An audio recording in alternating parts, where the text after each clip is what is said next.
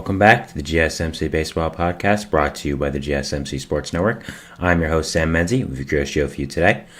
First two segments will be covering the opening day games for both the American League and the National League, and then for segments 3 and 4, we will be going over my off-season grades, which I never really got a chance to talk about. I was waiting for Jordan Montgomery to sign to get those out, and he obviously has finally signed, so I think it's right for me to get those out now.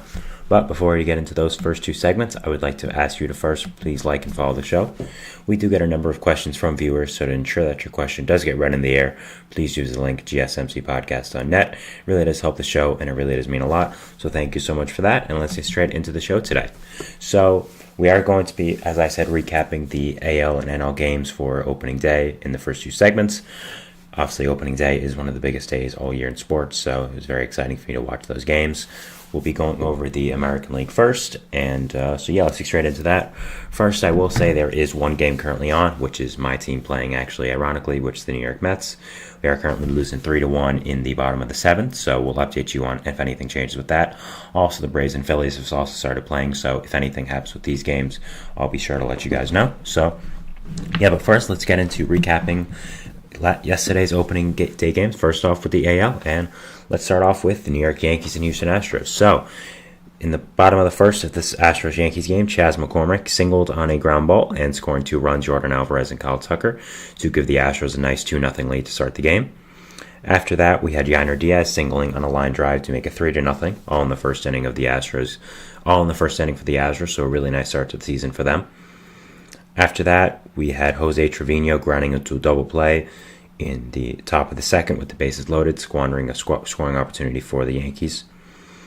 Then in the bottom of the second, we had Jake Myers hitting another home run off Nestor Cortez, making a 4-0 Astros, so a really nice start to the game for them and setting up a really nice season.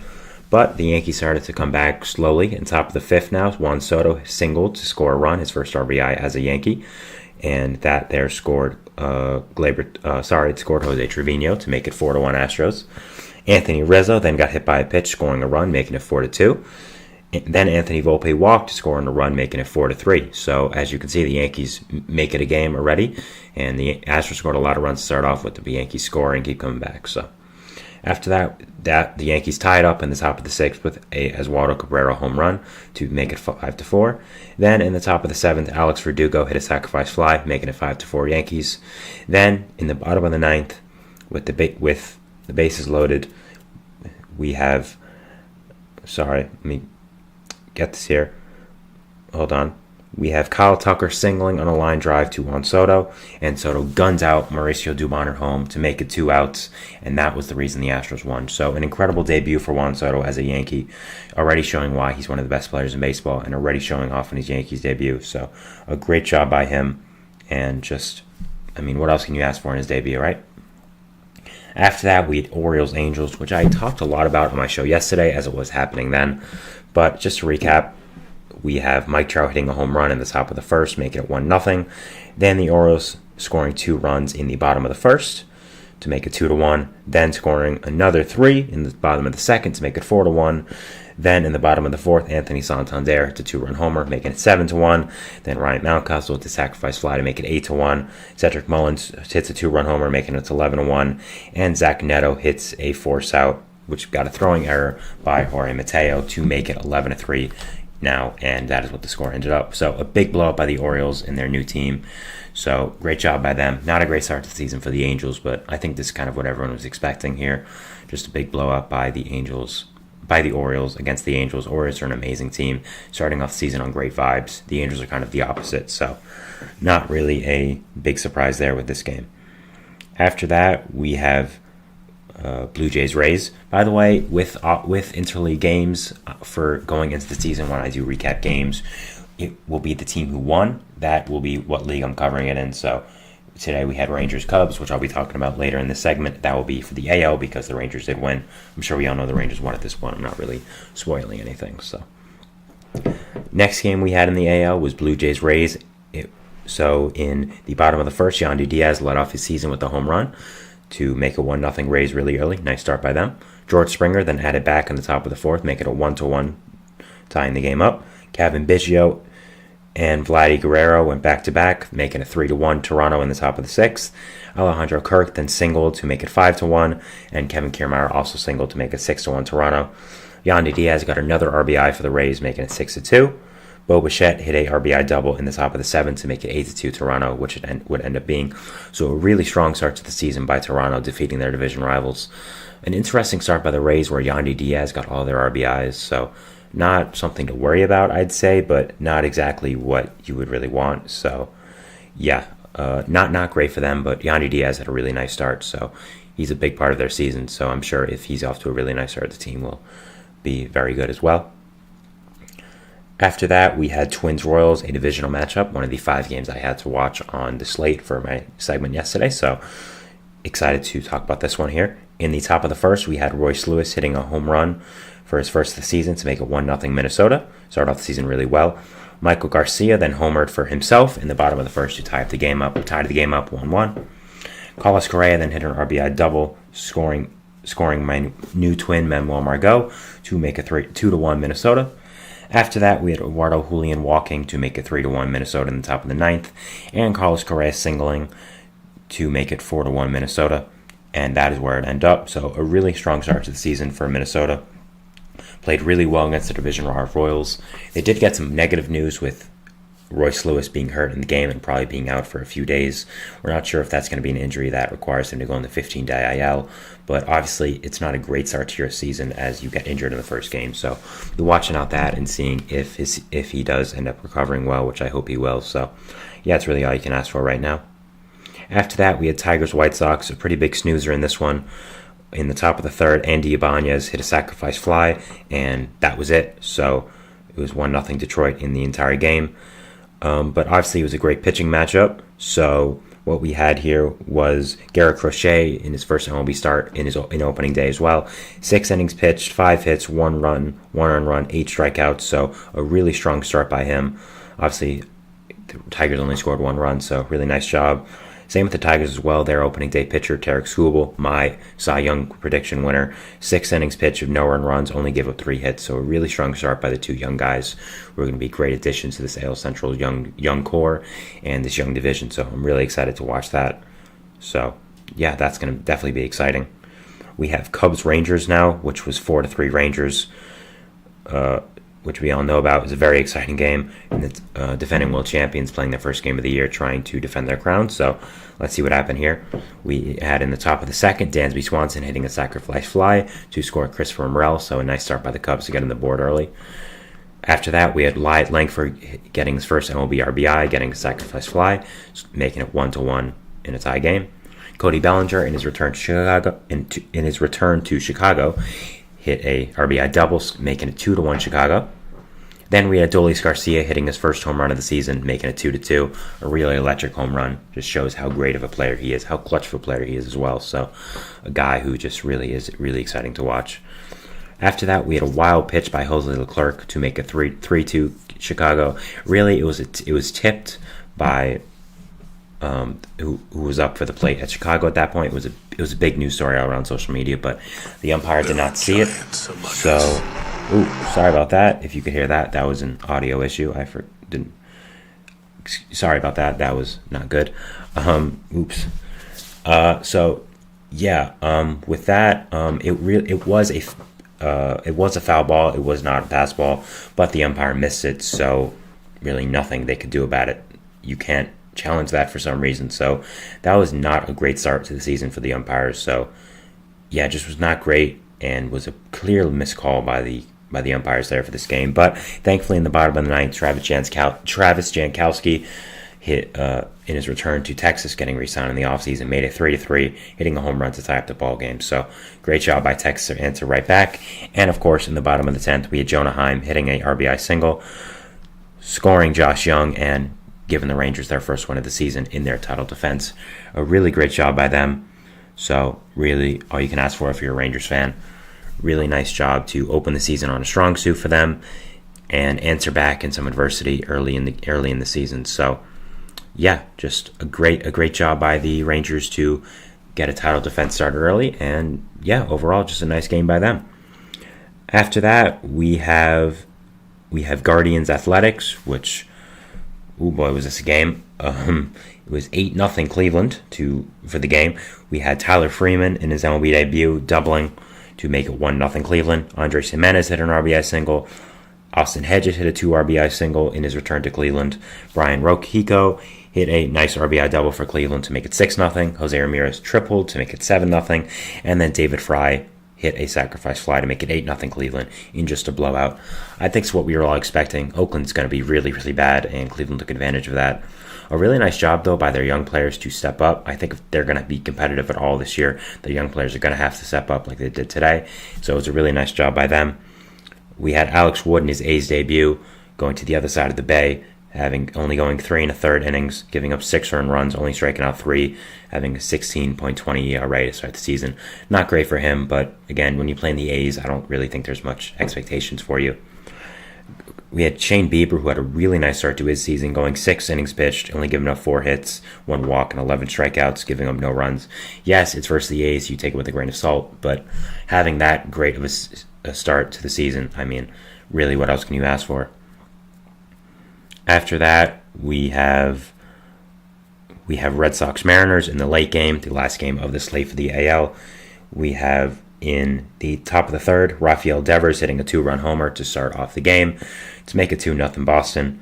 Really nice start by him for the season. Cedena Rafaela in his MLB debut reaches on a fielder's choice, and a throwing error by Josh Rojas scores Tyler O'Neill to make it 3-0 Boston. So a good start to the season there. Mitch Haniger in his return to Seattle, getting traded there back from San Francisco, was with Seattle, then got signed in San Francisco. San Francisco traded him back to Seattle, so that's what I meant to say. He then hit a 2-run homer, making it 3-2 Boston. After that, we had Tristan Casas hitting an RBI to make it 4-2 Boston, getting some insurance runs. Connor Wong then hit a single to score Cedena Rafaela to make it 5-2 Boston. Dylan Moore hit a 2-run homer in the bottom of the 7th to make it 5-4 Boston. So Seattle's trying to come back a little bit in this game, so having some nice coming back here. Tyler O'Neill then hit his 5th straight opening day homer, an insane record. I made a short on it last night on the GSMC channel. So if you would like to hear me talk about that for a few seconds, go ahead. And it made it 6-2 Boston, giving them the insurance run that they needed to win the game.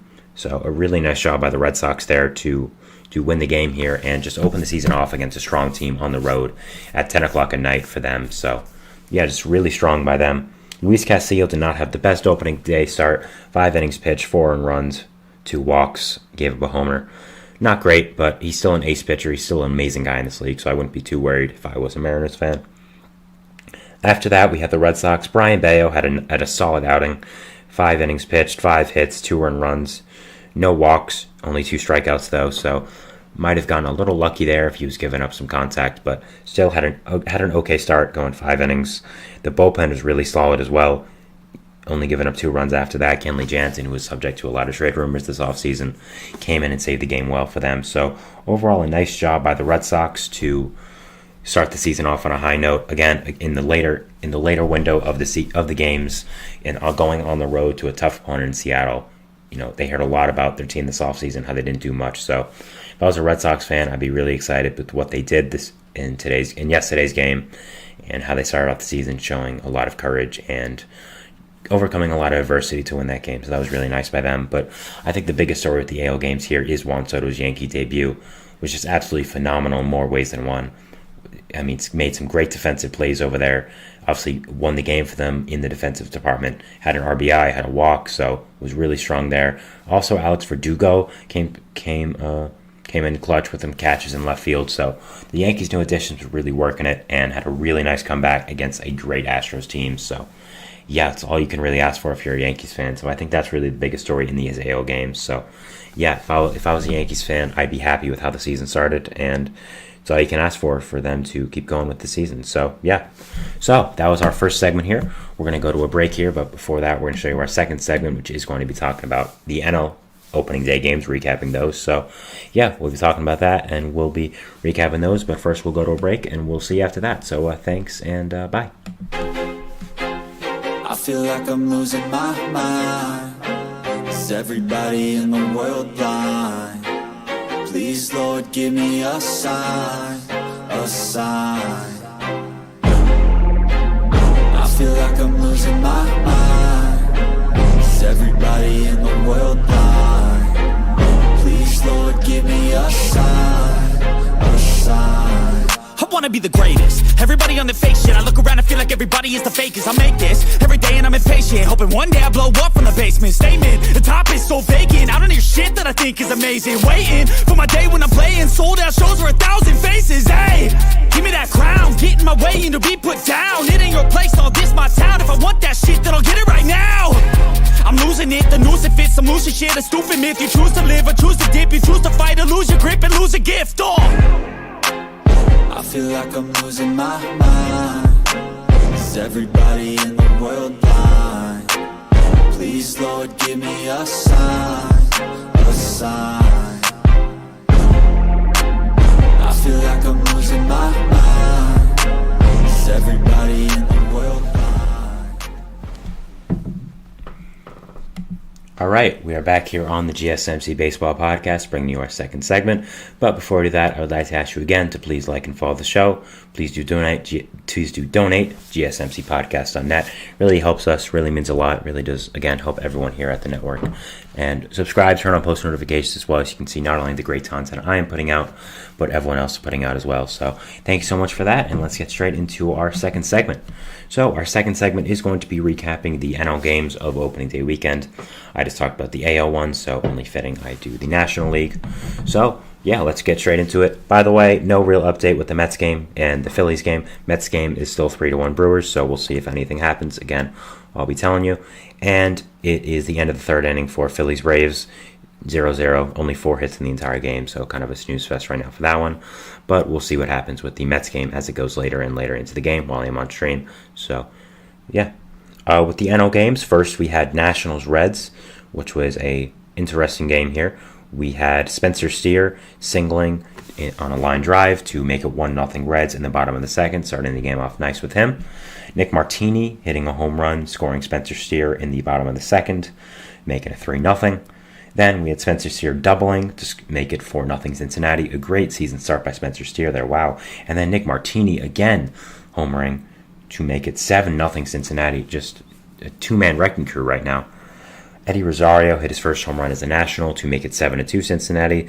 And then Tyler Stevenson got on base with an RBI from a fielder's choice from C.J. Abrams. So a really nice start by the Reds to make it to win this game 8-2 against a bad Nationals team. The game they should have won. Nationals, they had Josiah Gray on the mound to start the season. Their clear opening day starter, I would say. Did not do great. He only went 4 innings, had 8 hits, 7 earned runs, 2 walks, only 6 strikeouts, and 2 hit home runs. So not a great start by the young guy, but he'll be better as the season goes on. Frankie Montas had a great opening day start for the Reds. Great start for the Reds in general, his first one. 6 innings pitched, 4 hits, no earned runs, no walks, 4 strikeouts. I saw a really funny tweet from Foolish Baseball saying he's replicating Sonny Gray's career, which, if you think about it, it makes a lot of sense. Starting his career off in Oakland, was really great with them. Gets traded to the Yankees, is not good with the Yankees. Then goes to the Reds and is really great with the Reds. So, I mean, all he has to do now is be great with the Reds, sign an extension, then get traded to the Twins, and then sign with the Cardinals, and he'll be doing it. So, yeah, I thought that was really funny and kind of true. So, yeah, but nice start by the Reds to get off on a right foot after all the injuries they suffered preseason and the suspension they had to key players as well. So, yeah, just a nice job by the Reds and Nick Martini. Who would have thought him having such a great game? So, yeah, really happy for that. We had a divisional matchup here, Giants-Padres, an exciting one. Nick Ahmed, the Giants starting shortstop after Marco Luciano was optioned, hitting a RBI double in the top of the third to make it 1-0 San Francisco. Jurickson Profar, in his return to San Diego, hit an RBI single, making it 1-1 in the bottom of the fifth. Tyler Wade hits a RBI to make it 2-1 San Diego in the bottom of the fifth as well. Nick Ahmed again hitting an RBI, singling to left fielder Jose Azucar, making it 2-2. Jung-Hoo Lee gets his first RBI, flying into a double play, sacrifice double play, but Conforto scores. So I guess it's not really an RBI because they don't count double plays as RBIs, but still a nice job to get the run in, even though it was a double play. Tyler Wade then stole second base, and with a throwing error by catcher Patrick Bailey, Luis Campusano scored to make it 3-3, a tie game. Xander Bogaerts hit an RBI single in the bottom of the 7th to make it 4-3, as did Jake Cronenworth, but it was a double to make it 6-3 now San Diego. Conforto hit a home run in the top of the 9th to make it 6-4, but it was no match for the rest of the game.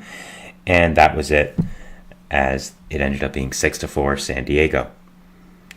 So with the pitching here now, we had Logan Webb having a pretty solid start. 6 innings pitched, 2 earned runs, 5 strikeouts, only 2 walks. As solid as you can get, really. For the Padres, we have Yu Darvish going 5 innings pitched, giving up only 1 earned run, 7 strikeouts. So really solid by him. So a nice job by both teams, even though the Padres did win. Still a nice job by the Giants, especially in the pitching department.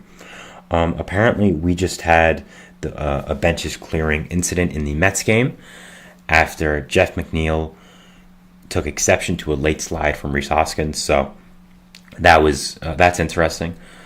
Obviously, that's not a yesterday game, but yeah, was an interesting play here, and Jeff McNeil was not happy. So just want to give you an update on that. Yeah, there wasn't a brawl or anything. Just bullpen and benches did empty after some words were exchanged, and Jeff McNeil thought Rhys Hoskins did something a little dirty. In my personal opinion, I just watched the play. I did think it was a little dirty. I think Hoskins slid in not a nice way. Let's put it that way. So I would agree with Jeff there. I think he had a right to be angry. Nothing happened again. It was just benches clearing just to protect players and make sure nothing did happen. Especially on opening day, you don't want to get suspended already. So nothing too huge there. But yeah, going into the bottom of the 8th now for the Mets to see if they can do anything. And again, we'll update you on that as the show goes on. But other than that, now we just went over the Nationals-Reds game, which was nice, and the Giants-Padres. After that, we're going to Dodgers-Cardinals. In the bottom of the 1st, we had Freddie Freeman hitting an RBI single to score Mookie Betts, making it 1-0 Dodgers. After that, we had Max Muncy hitting a sacrifice fly in the same inning to make it 2-0. Mookie Betts homering to make it 3-0. Freddie Freeman homering to make it 5-0. Then we have Paul Goldschmidt answering back a little bit, making it 5-1 Los Angeles with his home run. James Outman then an RBI single to make it 6-1 Dodgers. Then Max Muncy hit a RBI single to make it 7-1 Dodgers. What's the score would end up being? For the Cardinals pitching, it was not great. Miles Michaelis went 4 1/3 innings, gave up 5 earned runs and only 5 strikeouts and 2 home runs, having a 10 ERA to start the season. Tyler Glasnow was really strong in his Dodgers debut, going 6 innings, giving up only 2 hits, 1 earned run, 1 walk, 5 strikeouts, to have a 2.45 ERA. So a really nice job by the Dodgers and kind of what we expected with the Cardinals pitching. Again, their hitting is incredible, but if you can't pitch, it doesn't really matter. So not very high in the Cardinals, as you'll see in my offseason grades as well. I did not, to be nice, I didn't give them a nice grade. So yeah, overall, just a good game by them, and just a good start by the Dodgers to get rid of all these distractions with the off the field stuff with Ippei and Ohtani. So nice start there. After that, we have Pirates-Marlins, a really close game here. It went to extra innings as well, so we'll get into that. Jesus Sanchez reached on a fielder's choice to make it 1-0 Marlins with a RBI. Tim Anderson then hit his first extra base hit with the Marlins and his first RBI to make it 2-0 Miami in the bottom of the 2nd. You then had the Pirates' Ryan Reynolds homering to make it 2-2 Pittsburgh, tying the game up in the top of the 3rd. In the bottom of the 3rd, you had Jake Burger hitting an RBI single to make it 4-2 Miami. After that, Jake Burger again hitting a sacrifice fly to make it 5-2 Miami. Edward Olivares hitting his first home run to make it 5-3. His first home run as a Pirate, to make it 5-3 Miami in the top of the 7th. Pirates coming back a little bit. You then had Andrew McCutchen grounding out for an RBI to make it 5-4 Miami. And then O'Neal Cruz in the top of the 8th with the big blow to the Marlins, tying the game up 5-5 now. Building off that really strong spring training he had. So really excited for him and really excited for what his future can hold. After that, we had the top of the 12th here. Jared Triolo hitting a line drive to right fielder Avisala Garcia. Brian Hayes scored. O'Neal Cruz got out at home, so they could have gotten more, but they didn't, of course. So 6-5 Marlins then. And then we had in the bottom of the 12th, Luis Arias grounded out to move Christian Bendicourt to 3rd. Josh Bell grounded out, and Brian De La Cruz flied out sharply to Ryan Reynolds to make it 6-5 Pirates, and them winning the game. So a really nice job by the Pirates to escape by the skin of their teeth there and win the game. So a really nice comeback for this young team that is trying to prove a lot this year. So if I was a Pirates fan, I'd be excited about where things are going. I still think there's a lot of flaws with this team, but overall, you can't help but be excited right now. So it's all you can really hope for if you are a fan of the team. Next, we have, oh boy, the big game we have. We have Diamondbacks Rockies. If you haven't heard about this game, well, you're in for a treat here. So in the bottom of the first, we had Lourdes Gurriel Jr. back with Arizona after signing a new contract, homering to make it 2-0. Ryan McMahon then hit a double for Colorado to make it 2-1 Arizona in the top of the second. So you may think, well, Colorado's coming back. They got a nice RBI, trying to hang with a really, really good Arizona Diamondbacks team. And, maybe they could win this. Nope, you'd be wrong. Let's go to the bottom of the third now. Lourdes Gurriel hit an RBI single to make it 3-1. Christian Walker hit an RBI double to make it 5-1. Gabriel Moreno hit a RBI single to make it 6-1. Eugenio Suarez hit an RBI single to make it 7-1. Alec Thomas hit an RBI double to make it 8-1. Geraldo Perdomo hit an RBI single to make it 9-1. Ketel Marte hit an RBI single to make it 10-1. Lourdes Gurriel Jr. hit another RBI single to make it 12-1. Gabriel Moreno hit an RBI double to make it 14-1 Arizona. And then Eugenio Suarez hit a sacrifice fly to make it 15-1. And finally, it ended with Blaze Alexander hitting an RBI single to make it 16-1 Arizona. They had a 14-run third inning, the highest scoring inning in opening day history, and one of the highest scoring in baseball history. I mean, what can we say about this? It just, man, oh man, was this bad. The Rockies are going to be bad, but 14 runs in an inning on opening day? Seriously? Oh man, just I would not be doing good right now if I was a Rockies fan. So not great there. Let's look at the Rockies pitching, huh? So Kyle Freeland went 2 1/3 innings, giving up 10 hits, 10 earned runs, and having a 38.57 ERA to start the season. You then had reliever Anthony Molina, who went 1 1/3 innings, gave up 6 earned runs, and has a 162 ERA.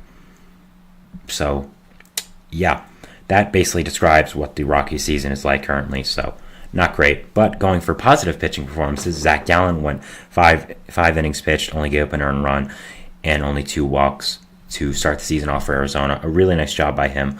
I'm expecting big things from him this year, so a really nice job to start it off in a big way for them. So, yeah, that's really exciting. So, yeah, overall, I think the biggest story in the NL is easily the Diamondbacks and Rockies game. Scoring that many runs is just absolutely insane, especially for opening day. That's just incredible. So I really got nothing to say about that. Just incredible, honestly. I don't know how you let that happen if you're the Rockies on opening day. Everyone's usually kind of a little tired, a little sore on opening day after spring training. You want to just get through the game and try to build up your body for the season. And instead, you let them score 14 an inning on you on the first game of the season. I don't think it's going to be a great season for the Rockies, and I don't think anyone's really going to disagree with that now, especially. So, yeah, those were recapping the NL games of opening day. Not that many games, as the Mets Brewers game and the Phillies Braves game both got rained out because it rained on the East Coast like it always does. So those games are happening right now, of course. Speaking of that, the Mets just had a 1-2-3 inning in the bottom of the 8th, and is now going into a 3-1 game in the top of the 9th. Brewers. So hopefully the Mets can come back. The bats are a little slow right now, but it's opening day. I'm not too worried. So yeah, that's all you can really ask for. It was still 0-0 in the Braves-Phillies game. If there's any update with that, if anything exciting happens, we'll let you know. So yeah, we'll be talking about those, but we'll be going into our third segment now, which is going to be talking about our AL offseason grades, my personal offseason grades for each team. I wanted to do these a long time ago, but I wanted to wait till all the big free agents signed, like Jordan Montgomery. He was really the big guy I was waiting on, and once he did sign, it was time for me to give my offseason grade. So I'll be explaining those, why I gave each team what I did. So yeah, we'll be talking about that, and we'll be seeing you after the break. So thanks. See you then. Bye. Looking for your daily fix of sports talk without having to pay for it? GSMC Sports Network is available on YouTube. Just search GSMC Sports Network. Get your fix of daily sports talk shows on YouTube, absolutely free. NFL, college football, NBA, MLB, MMA, UFC, fantasy football, and so much more. GSMC Sports Network has shows running all day long, with new sports shows starting every 2 hours. Just like on your favorite cable sports channel, except GSMC Sports Network is absolutely free. Just search GSMC Sports Network on YouTube to catch one of your new favorite shows, like the GSMC College Football Podcast, Chip Shot Football Podcast, Hoops and Heels Women's Sports Podcast, GSMC Basketball Podcast, and so many more. Check it out for yourself. GSMC Sports Network, now available on YouTube absolutely free. Search GSMC Sports Network on YouTube right now.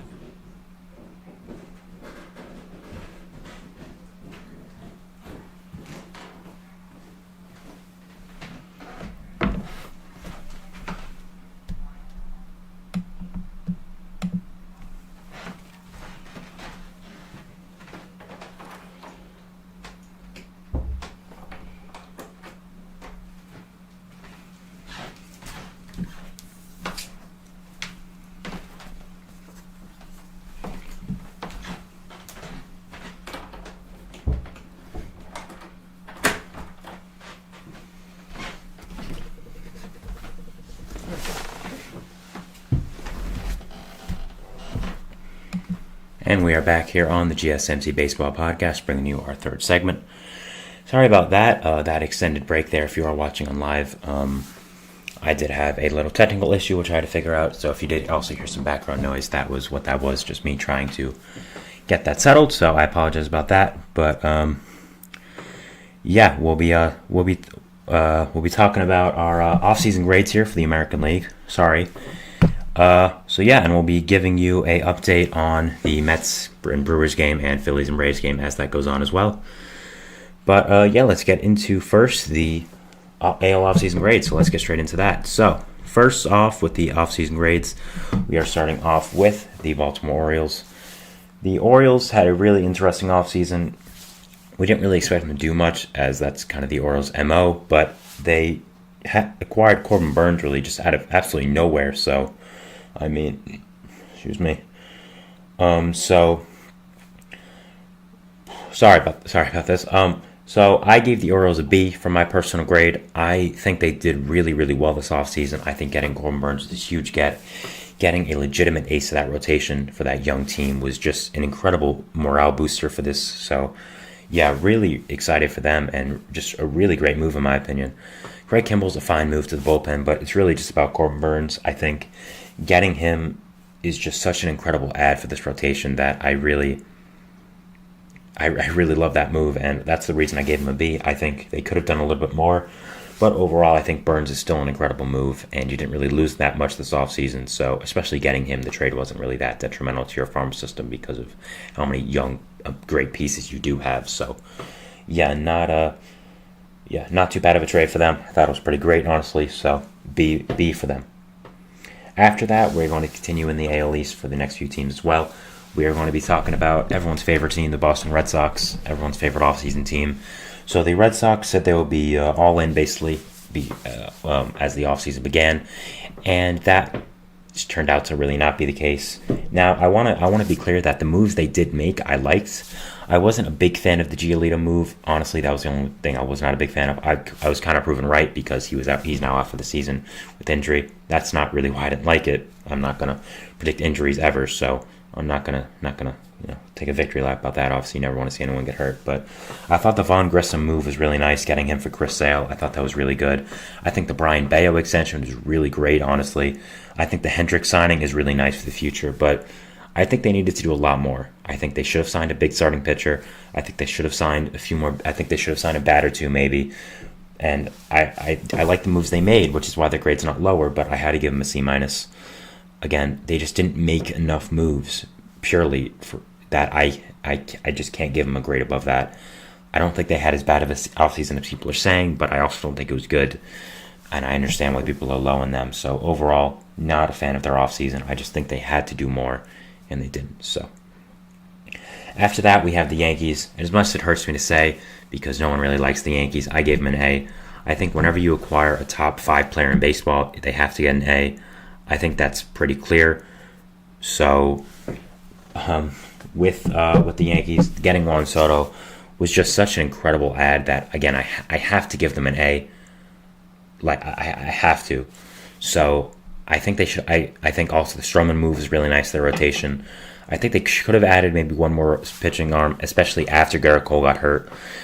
Yes, they didn't really have the money for it, but you could have traded for someone if you want to give it the prospects. But I understand why they're hesitant. So I still give them an A. I still think the Soto trade was incredible and is one of the pure reasons they are getting an A. When you acquire a player of his caliber, you have to get an A. So I do have an A for them. Again, would have been an A plus or higher if they did get another starting pitcher, but they got Stroman, they got Soto. That's good enough for me for an A. After that, we have the Rays. I give them a C plus. Now, for the Glasnow trade, I love that move for them personally. I think Johnny DeLuca and Ryan Pepio is a really great return for Glasnow for the type of player he is, for the risks he does have. I think that was really nice. But other than that, I wasn't really a big fan of anything else. I think they should have added I think they should have added a real shortstop. I don't really think Ahmed Rosario and Jose Caballero are really going to be your big pieces for that shortstop position.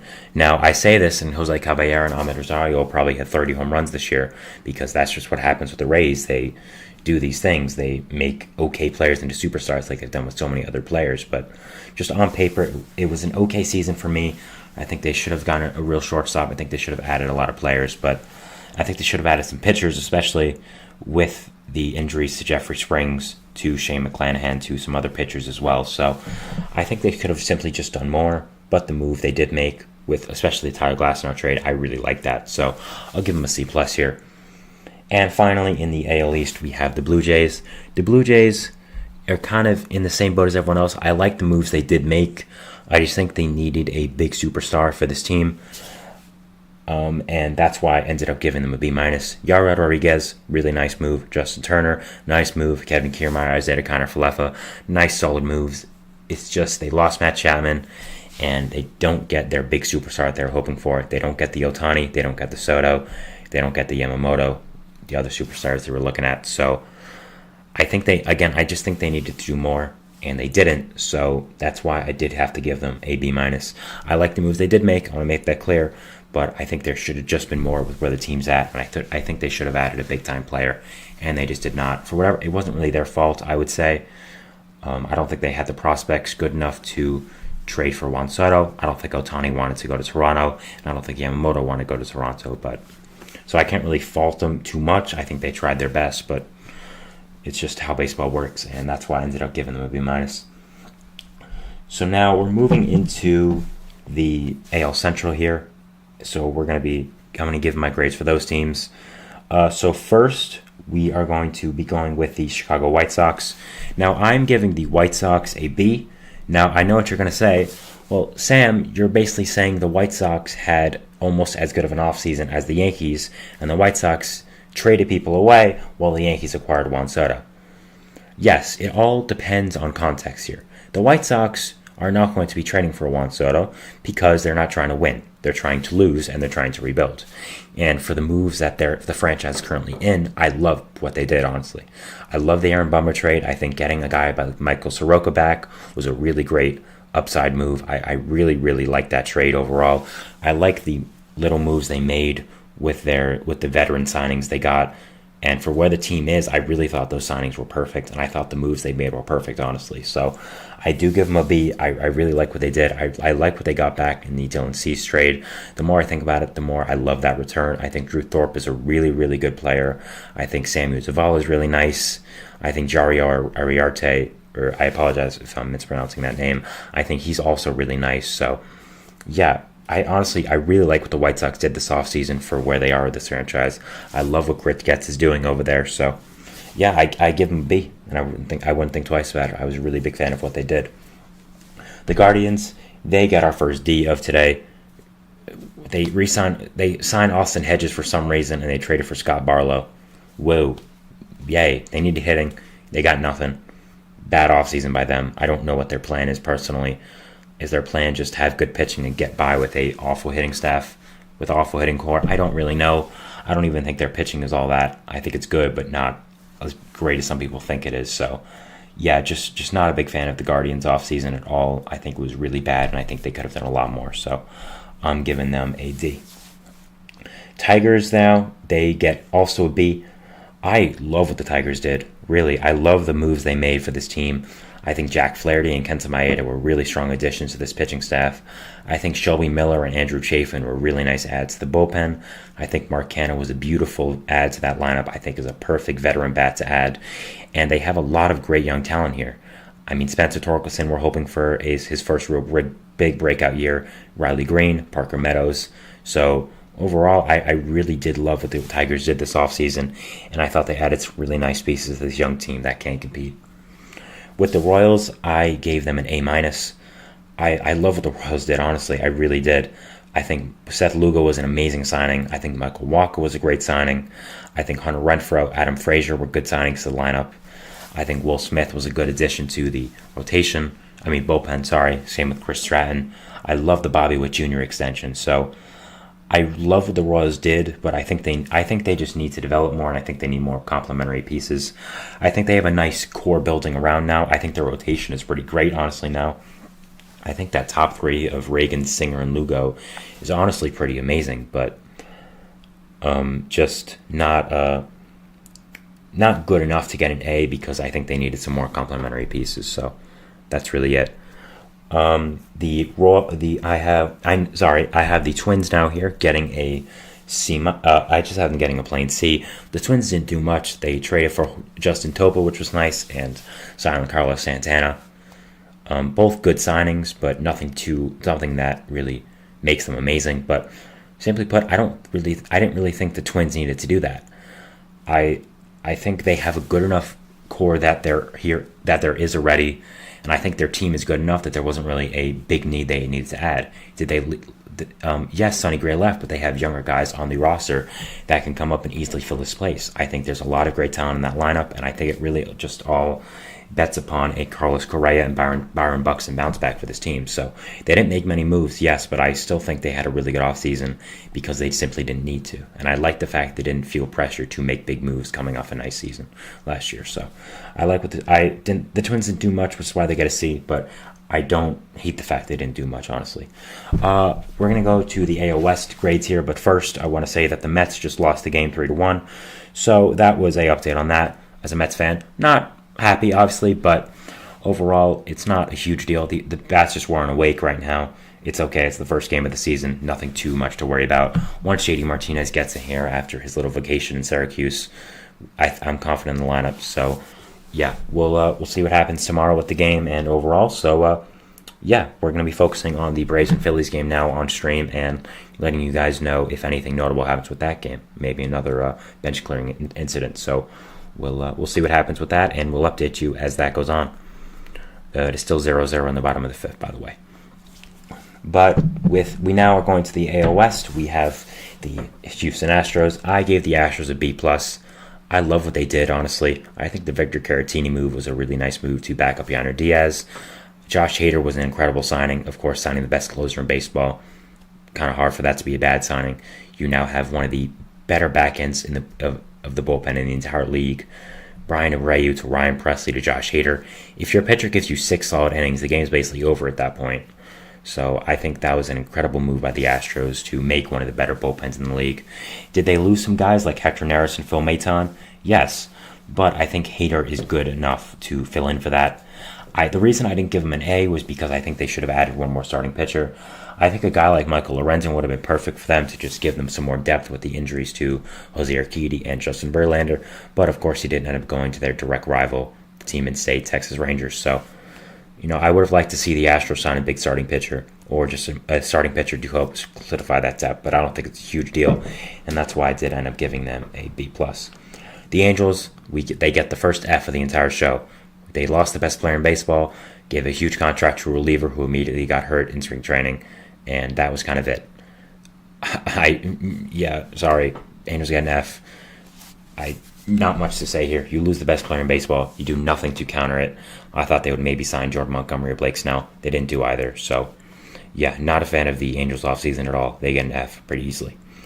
Now, I gave no F before the Angels, and now Angels and the A's are getting back-to-back Fs. So 2 back-to-back Fs after no F the entire year, after the entire segment. So, the A's get an F. No real surprise here. The A's had a horrible offseason. I don't think anyone expected otherwise. they had some okay signings in Miguel Andujar and J.D. Davis. Made an okay trade for Alex Wood and Ross Stripling, I guess, but I mean, they're the A's. They're not good. They have no plan. They get an F. Not much to say here. We're going to move on from the A's. They're not good whatsoever. So, yeah. After that, we have the Mariners, who I give a B. I really like what the Mariners did, honestly. They started off the offseason really slow, but picked it up, getting Jorge Polanco, getting Mitch Garver, trading for Gregory Santos was a nice move. I think their starting rotation is, of course, incredible. So, yeah, I think Mitch Garver and Jorge Polanco are really nice complementary adds to a lineup that already had some solid pieces. Of course, J.P. Crawford, Julio Rodriguez, Kyle Raleigh. So, yeah, I think it was a really nice offseason by the Mariners. Started off slow again, but I think with the moves they did make, they're very impactful. So, I was a big fan of it. And, yeah, overall, nothing negative to say about the Mariners offseason here. Last but not least, we have the defending world champion Texas Rangers. I give them a C-. They didn't really do much. They signed David Robertson, which is a nice addition to the bullpen. They signed Tyler Mahle, but he'll be out for the first half of the year. Max Scherzer and Justin Verlander are going to be out, and that's it. So, yeah, I think they needed to add a pitcher, a significant starting pitcher, and they did not. They let Jordan Montgomery walk. So, yeah, just not a fan of what they did this offseason. But it's okay. They won the World Series. They accomplished their mission. I think their lineup is still pretty just insane with the amount of talent they have. So it's not like they're going to be bad. I have them in the playoffs, as I said before. So yeah, not too negative on the Rangers here, even though I did give them a C-. So it's just the way the cards fell for them. So yeah, that's kind of it. So that was the end of our third segment, giving out my AL offseason grades. The highest one I gave here was to the Yankees, getting a flat A, and the lowest were to the Angels and A's, who got both Fs. So, yeah, we'll be going into our fourth and final segment, which, of course, is about giving NL offseason grades. I gave NL, so I gave AL, so now I have to NL, of course, so pretty simple there. So, yeah, we'll be talking about that, and we'll be going to a break before then. So, see you after that, and thanks, and bye.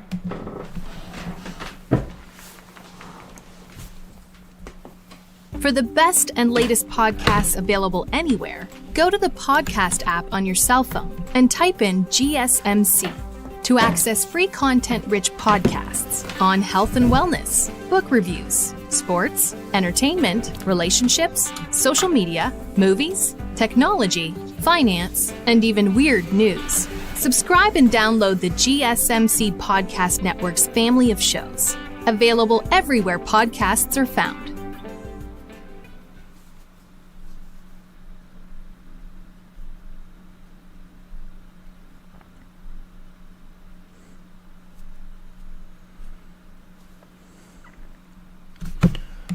All right, we are back here on the GSMC Baseball Podcast, bringing you our fourth and final segment, which is going to be about my NL offseason grades for each team. So yeah, this should be very exciting. I don't know why I said it like that, like I'm recapping the World Series or something, but it's going to be fun, and I always love the offseason, and I am sad it's over, even though it was slow moving, but I'm really ready to get into the regular season. So yeah, let's get into the NL offseason grades and for each team. So first, we're going to start off with the Atlanta Braves. I gave them a B-. I like the moves they made. I think Chris Sale was a nice get, even though he is injured a lot and he is past his prime. I thought Reynaldo Lopez was an interesting signing as well. Jared Kelenic, I wasn't really a big fan of that move, honestly. Even, he's a former top prospect. He has potential. I don't really agree with that personally. I don't think just because he was a top prospect a while ago, he still has something left in the tank. I'm not really that high on him. So, yeah, not a huge fan of that one. But Chris Sale and Reynaldo Lopez moves are fine. It's just I don't think they did enough. I think when you see the big pitching question marks they've had over the past few years with really the ways they've gotten eliminated from the playoffs, I think they needed to do more, and they just didn't personally, in my opinion. So I would have liked to see them add one of the big starting pitchers, a guy like Jordan Montgomery, like Blake Snell, especially if they got short-term deals. They didn't extend Max Fried either, so yeah, not a big fan of what the Braves did this offseason, even though I did give them a B-. I think they should have done a lot more. The Marlins got a D. They let Jorge Soler walk, they let David Robertson walk, and they signed Tim Anderson. All right, I don't know what their plan is really, to be honest with you. I don't know why they're going into a rebuild personally. I thought they had a lot of really nice pieces for them, But I guess maybe they think Sandy Alcantara being out for the season is a sign for them to rebuild for just this year, but I don't really know. So yeah, give him a D to the Marlins. Not a big fan of this offseason whatsoever for them. The Mets, I gave a B. Now, maybe I'm a little too high in the Mets, but I did like the offseason they had a lot personally. I first of all think signing Severino and Minaya were really nice additions. I thought both have really high upsides, and for the Mets team that is trying to find if they're going to be rebuilders or competitors this year, I think both signings made a lot of sense. I like the moves they made to the bullpen. Getting Diaz back, of course, is huge, but it wasn't really a signing. He was just an addition because he was out all of last year with a freak injury. And other than that, I like the lineup additions. I think the Bader signing was really nice to add some defensive versatility in center field. So, yeah, I like the moves the Mets made. I thought they all had a good upside. I would have liked to see them extend Pete Alonso, but I understand why they didn't. They're probably going to wait until free agency for that, so not exactly the worst thing that ever happened. So, yeah, I like the moves the Mets did, honestly. Maybe I'm a little too high on them, but again, I think they had a nice offseason, and I think they were all done. All the offseason moves were done pretty well. The Philadelphia Phillies here, I gave them a C+. I like the moves they made. Again, I think extending Wheeler was great. I think re-signing Nola was great. I think signing Whit Merrifield was a nice addition, but I would have liked to see them do more. I would have liked to see another bullpen arm. I would like to see maybe another arm in the rotation, and they didn't do that. You're relying on Taijuan Walker and Christopher Sanchez in the back end. Now Spencer Turnbull after Taijuan Walker's hurt. Yes, you do have younger guys in McAble and Andrew Painter, but if you really believed in those guys, they would have been in the opening day roster, and they're not. So I would have liked to see them sign a veteran starting pitcher. I think Jordan Montgomery made a lot of sense for them, creating one of the best fours in one of the best top fours in baseball. I think he would have done with them, but they didn't. So I like the moves they made. Again, kind of the same with all these teams, but I just think they needed to do more. So, yeah. By the way, with the Mets, I completely forgot JD Martinez they also signed, which is one of the reasons I gave him a B. I think he's adding to that Mets lineup a lot. Gives them a real DH that they haven't had in a few years now. So, I like that move a lot. But, yeah, just forgot about that, and I wanted to mention it before anyone kind of talks about how I didn't mention that. So, yeah. For the Washington Nationals, I gave them a C. Now, yes, they didn't do much, because they don't need to do much. Simply put, they're rebuilding. It's kind of like the White Sox. But the moves they did make, I liked. I liked the buying low move of getting Eddie Rosario, Matt Burns, Jesse Winker, all veteran guys who maybe still have something left in the tank. I think more with Jesse Winker. I really like that move for them. Oh, also Joey Gallo. Even so, I like the veteran moves they did make. I think they're all really nice moves. If these guys can be able to show something left in the tank, so we'll see if that happens. And overall, I think they had a really nice offseason for themselves. And, yeah, overall it was nice. We have next the Chicago Cubs, moving on to the NL Central here. I gave them a B-. It's the same story with a lot of these teams. I like the moves they made, but I think they should have done more. Michael Busch, I thought, was a really nice addition at first base. I think that's a guy who has a good amount of potential over that position. And as a hitter, I think the Imanaga move was kind of risky, but overall will pay well in the future. I do think it will turn out well. I like the Bellinger re-signing. I think he's really comfortable in Chicago, and I'm not sure I would have liked the signing if he went anywhere else but Chicago, but he did go back to Chicago, so I do like it. I think Neris brings a nice addition to the back end of that bullpen. I think Craig Counsell was a great addition to that, to being your manager, so I would have liked to see them add maybe another starting pitcher or just another big star in that way as well. I think when you are the Cubs and you're trying to show people that you're competing again, I would have liked to see them add another big guy to that team, maybe a Matt Chapman, a Blake Snell, a Jordan Montgomery, but they didn't end up doing that, so that's why they do end up getting a B- here. Still think it was a good offseason, but I think it had potential to be a lot better. Next, we have the Reds, who I give a B+. I love their offseason. I really did. I think Heimer Candelario was a questionable signing, but now with all the injuries is proving very well to this team. Brings a really nice infield depth to a team we thought had a lot of it, but it's now getting tested, so that's why you can never have enough depth, I'll say. Frankie Montas, I love that signing. I like the Nick Martinez signing. I think they already had a good core in the pitching staff anyways, so I think that was really nice. So, yeah, overall, I like what the Reds did this offseason. Also, the bullpen, adding Emilio Pagan, adding Brent Suter, add some really nice additions to that pen, to the depths of the back end with their young star closer in Alexis Diaz. So, yeah, I like what the Reds did a lot, and that's why they ended up getting a B+. I was really a big fan of what they did. The Brewers now get a C. I like the moves, but I just don't know what their plan is. I don't understand how 1 week you sign Rhys Hoskins to an obvious win-now deal and then trade Corbin Burns for 2 mediocre prospects. I just don't understand that. So I like the Hoskins signing. I understood why they traded Burns, and I don't think they really could have gotten more back for him. I think people are kind of overrating his trade value because he just was on a 1-year deal. That is such a big deal, and he was expensive as well. So I don't think they could have gotten a lot back for him, like a lot of people said. So I like the moves they made. It's just I'm kind of perplexed at what their vision is. Also trading Mark Canha. I understand that, though. They want to get their young hitters as much plate appearances as possible. So, yeah, not an amazing offseason by the Brewers, but I think could have been a lot worse. So I give them a C. Pirates, I give a D. I'm not sure why a lot of people like what the Pirates did this offseason. I think Grandal was a nice signing. I think bringing back McCutchen was good. But it's just the pitching, man. Like, it's not good. Trading for Marco Gonzalez being your big move the entire offseason is not good. I understand you tried for guys like Yariel Rodriguez. I don't know why it's such a hard time with that name. Shota Imanaga, but you didn't get them. And that's just simply it. If the Pirates are going to be competitive, I just think there has to be more with his pitching staff. I like the Mitch Keller extension, but you need more for that pitching staff, and I think you should have added more. And I think this was the year to add more.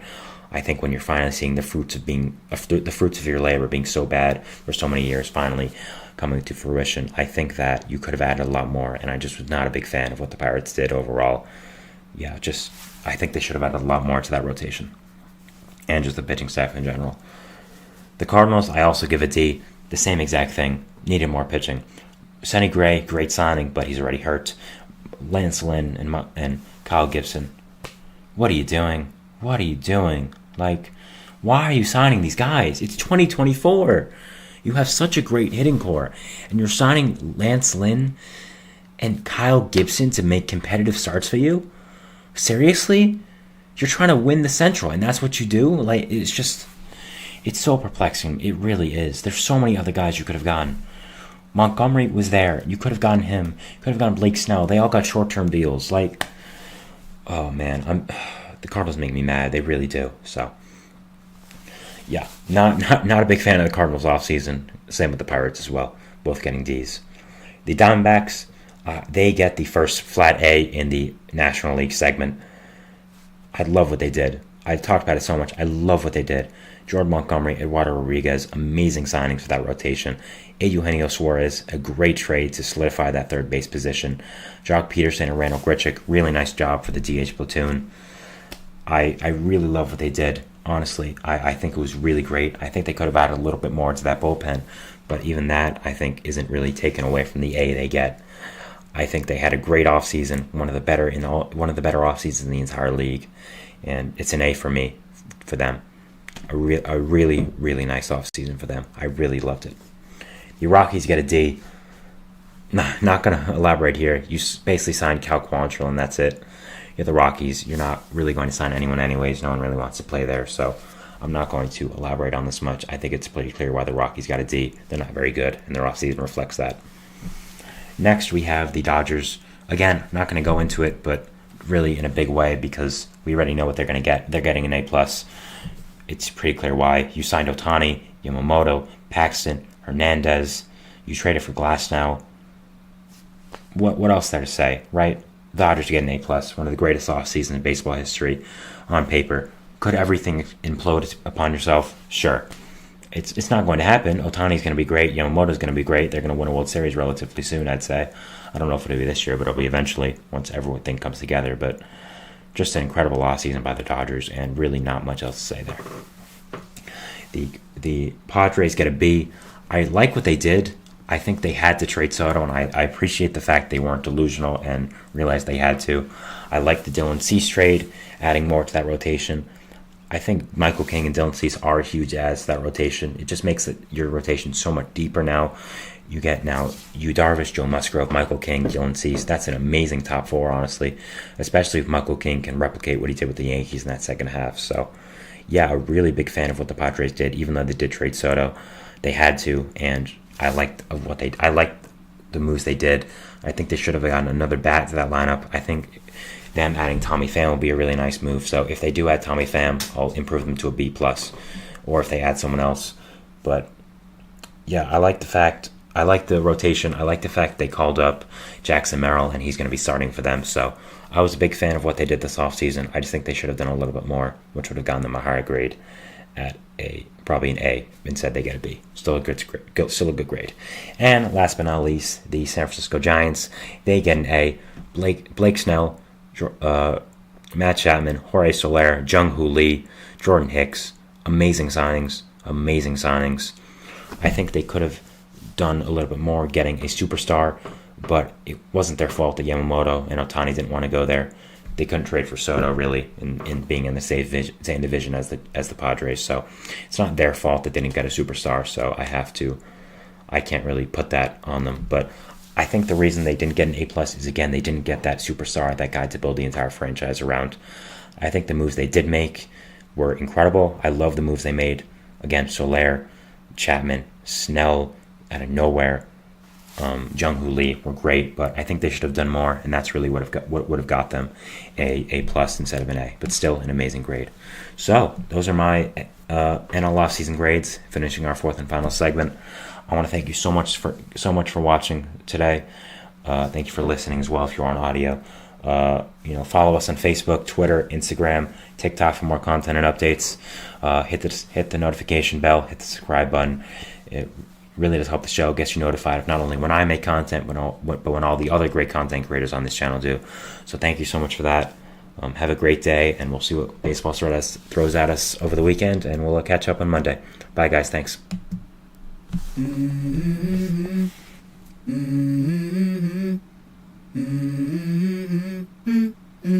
Let's go. I wake up to a little bit of drool on my pillow, feel like it's gonna be a bad day. Yeah, I'm tired of shit, and the coffee ain't hit yet, damn ain't